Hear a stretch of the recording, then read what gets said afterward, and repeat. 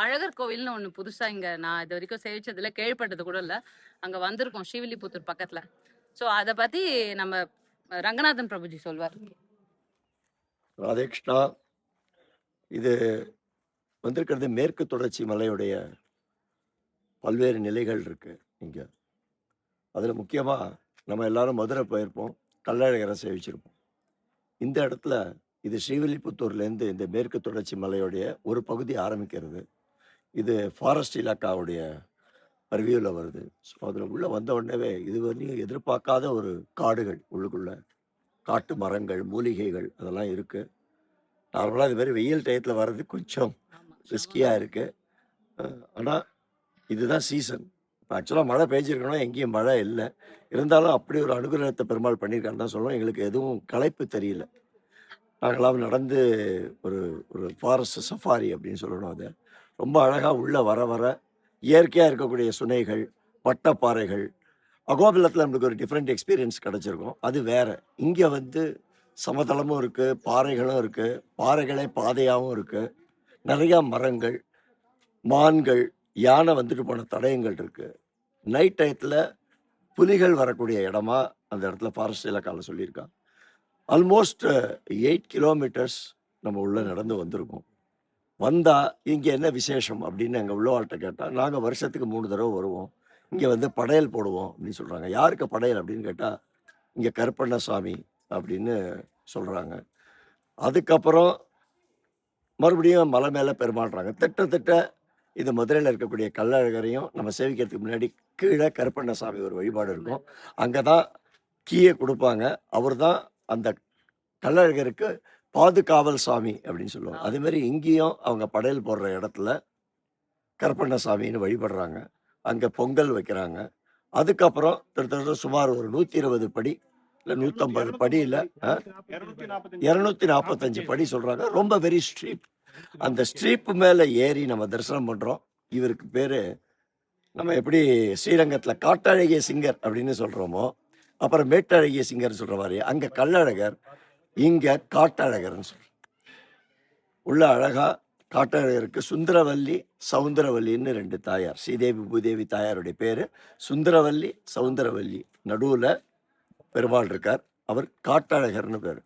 ஆனால் ஆண்டாள் இங்கே ஸ்ரீவில்லிபுத்தூரில் அவதாரம் பண்ண உடனே அவன் என்ன சொல்கிறா, தான் அவதரித்த அந்த ஸ்ரீவில்லிபுத்தூரை ஆயர்பாடியா ஆச்சுன்னு சொல்கிறான். தண்டை வந்து ஒரு கோபிகையாக பாவிச்சுண்டு திருப்பாவை நோன்பு அனுஷ்டிச்சா அப்படின்னு சொல்லச்சு. திருப்பாவை நோன்பு it is nothing but it is a Kathyayini விரதம்னு சொல்லுவாள். இங்கேயும் அந்த மலையோடைய அடிவாரத்தில் காத்தியாயினி தேவி கோயில் இருக்கு. இது ஃபுல்லாகவே கோவர்த்தனமாக பாவிச்சிருக்கா.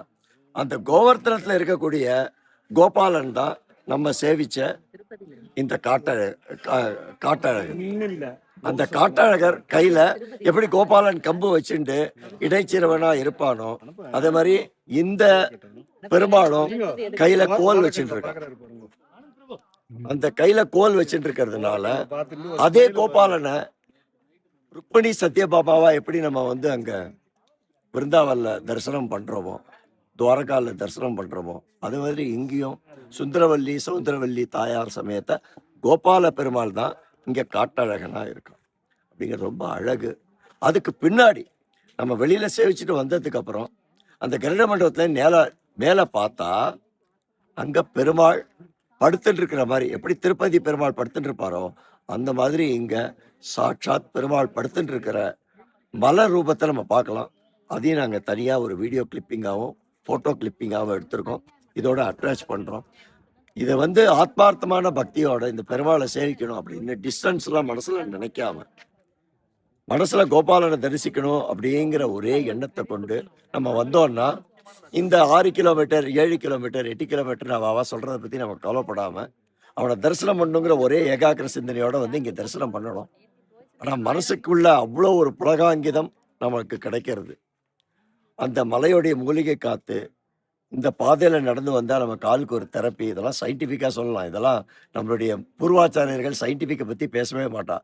தே ஆர் டாக்கிங் ஆல்வேஸ் அபவுட் மெய்ஞானத்தை பற்றி தான் சொல்கிறான்.